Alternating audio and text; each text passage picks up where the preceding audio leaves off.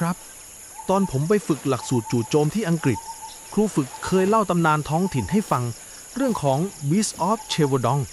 สัตว์ร้ายที่ฆ่าคนไปเป็นร้อยไม่มีอาวุธใดสังหารมันได้จนกระทั่งนายพรานชองชาสเตลใช้สิ่งหนึ่งปลิดชีพมัน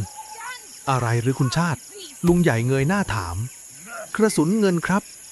และสิ่งที่ทำให้มันกลายร่างไม่ใช่แค่การโดนกัดแต่คือการทำสัญญากับซาตานผ่านเครื่องรางอย่างเช่นเข็มขัดหนังหมาป่า My son, you become immortal when wears this magical belt. ลุงใหญ่ตาเบิกกว้างเข็มขัดตอนที่พ่อข้าสู้กับมันพ่อบอกว่าฟันที่เอวมันไม่เข้าเหมือนมันคาดอะไรเหนียวๆไว้ถ้าอย่างนั้นเราต้องเตรียมของรับมือมันแล้ว